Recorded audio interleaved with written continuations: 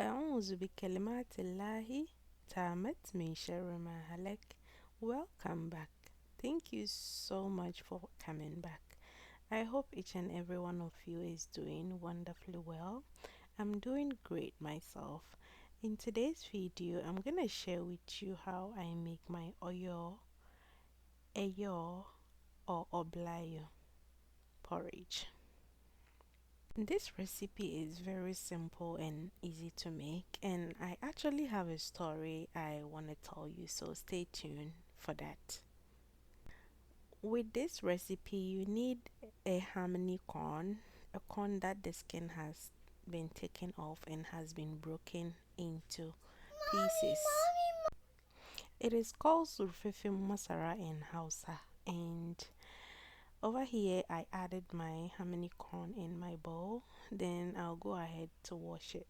You want to wash it until the water runs clear and nicely, as you can see in the video. Then we will go ahead to add enough water to cover it. We're gonna cover this and let it sit for like 24 hours or overnight. Because the corn is very hard, this will help to soften it a little bit before we will cook it, and this will help to reduce the cooking time. I actually soaked mine overnight because I needed it for breakfast, so I soaked it around 6 p.m. cover it, then I went to sleep and then wake up in the morning, and then I started with the cooking process. Cooking this porridge is very tricky, so you want to cook it on medium heat, and then you will cook it 10 minutes. Come check up on it and check the tenderness. If you need to add some more water, you do. And yeah, so over here I already started boiling the water before I went ahead to add my corn in it. After adding the corn, you make sure you stir it very well because it normally tends to stick at the bottom and it will start to burn, which we do not want. So after adding your corn, you make sure you stir it very well. Then you cook it on medium heat. Check it every 10 minutes and in between to add some more water if you need to, and then you check the tenderness as well, which is what I was doing over here. It's been cooking for like 20 to 30 minutes at this point, and look at it. It hasn't even done nothing. Okay, so when cooking this you have to be patient, and that way you'll be able to get this deliciousness. Okay, I had some kettle boiling some water for me, so that was the water I was adding. You do not want to add any cold water. And to spice it up, I added some cardamom and some star anise. Of course, we want some spice in it. This took this porridge into the next level, trust me. If you want to make this recipe, don't forget to add these herbs. Okay, whilst this is boiling, I want to take this chance to appreciate you guys and thank you so much for the love and support. And to thicken it up, I went ahead to add 1 tablespoon of a cornstarch.